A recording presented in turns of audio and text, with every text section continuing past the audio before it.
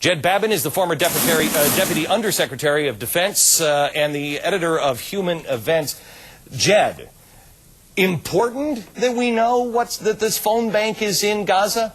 Sure. I mean, it's very important to know who's paying for it, who's behind it, what they're saying. You know, this could be some of the most interesting push polling that's ever been done in the United States. And this is really, it could be a serious thing. It's not likely, but I'd like to know why Mr. Obama isn't speaking out on it, rejecting anything that they could be saying nice about him. You know, as you pointed out in the opening, this man has had a very close relationship with Bill Ayers, an unrepentant former terrorist. This is something that is very troubling about Obama. And as to his idea that he's going to, you know, wave his little Harry Potter magic wand at Iran and all of a sudden they're going to be good guys, it's an astonishing level of naivete that we haven't seen since Howard Dean's campaign for president. Okay. I want to give you a quote. This is from the Hamas political advisor, the spokesperson. We don't mind. Actually, we like Mr. Obama.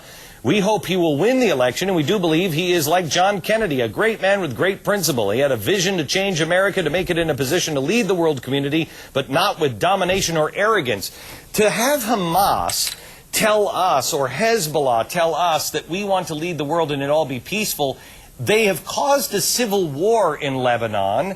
It is all about Muslim fundamental extremists. That's what this is about. It is absolutely. It's beyond naive to think that these people are going to live in harmony with us. It's a fundamental misunderstanding of what we're up against. You have a guy who says, well, I'm going to ignore the fact that since 1979, when this incredible terrorist regime took charge in Iran, absolutely no one has ever conducted a negotiation with them successfully, zero, zip, zilch, that all of a sudden I'm going to come in here, I'm going to be saying such charming, nice things, I'm going to smile at them and give them my nice voice, and all of a sudden, hey, they're going to come around and agree? Sure. This is astonishing naivete. For this man, or for the Hamas people, to compare him to JFK, let me remind them that JFK was helping the Cuban resistance, and but for the Bay of Pigs disaster, he would have freed Cuba from communist oppression.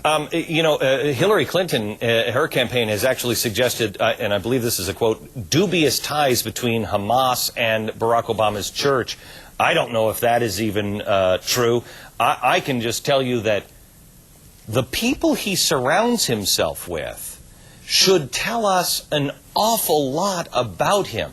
That he's either just not a good judge of character, or there's something much more about him that we don't know. Well, I would like to know. Apparently, Bill Ayers and Bernadine Dorn, his wife, both former Weather Underground terrorists, they were there at the start of Barack Obama's career in politics. I'd like to know why they thought he was a good guy to launch into politics. Right. They weren't just there. He launched it at their house. Yes. Thanks a lot. They're the ones. Now I got to switch. I got to go to religion here for a second. This one came out yesterday, and this has been driving me crazy. It's continually coming up in this election, and never in a good way. Republicans, Mike Huckabee, too religious. Remember? And he's got that scary, look at that's a cross. No, it's not. It's a bookcase.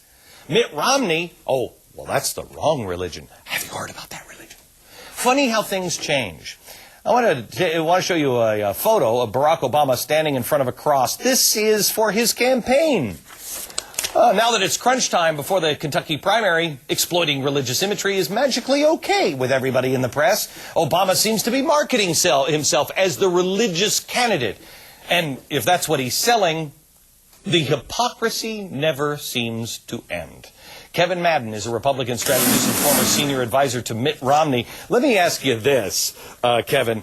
This is the flyer for Barack Obama, and it says under it, "My faith teaches me that I can sit in church and pray all I want, but I won't be fulfilling God's will unless I go out and do the Lord's work." Do you think Mitt Romney could have got away with a campaign flyer that said that? No, we probably would have gotten a long new front page story in New York Times about Mitt Romney's missionary work and how it affected him as a candidate. Oh, wait, that actually happened during the campaign.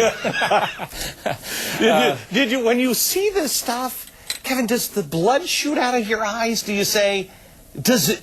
Because there are times that I read the newspaper and I just look around like, Where are the cameras? Am Right, I on one of those am I on Jackass or Punked or something? What is this? No, it's a very obvious double standard, and it's one that, quite frankly, as somebody who's worked in Republican communications for so long, I've gotten very used to it, Glenn. So, look, reporters will always go out and try and litigate any use of religion by Democrats, or seek to explain it to voters, or wow themselves about how the wondrous brains behind it as a smart tactic.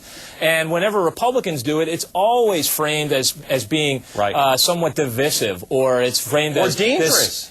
Dangerous. Or blurring the lines between the separation of church and state. Which you know what? Let me jump off on that. Okay, here's play the video of the Mike Huckabee ad with the little cross on there.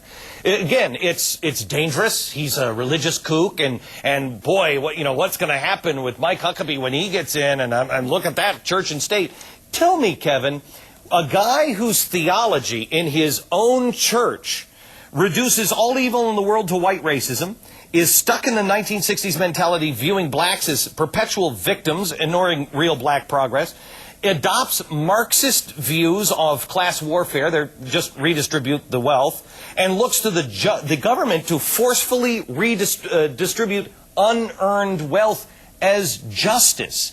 How is that not a scary theology? How is that not something that blurs the line between church and state? Well, I actually don't want to cast aspersions on anybody's religious beliefs, but I do believe this, Glenn, that ultimately campaigns are a contest of attributes. And when you're looking to judge a candidate based on their attributes, their leadership abilities, their world experience, and how they would approach the job with those said attributes, I do think that that's where how somebody's faith guides them as a public policy official does come into debate, and that's why we're going to have a very robust discussion. I would be very loath to have a discussion about Mitt Romney's Mormonism and how certain tenets of his faith would inform him, but tenets of his faith do not dictate that the government level justice by taking from one group and giving to another. Correct. That is completely different. So when you talk about your faith in a public square, like Barack Obama has, it is absolutely a topic for discussion, and I think a lot of people will examine that further upon, during this campaign. Okay.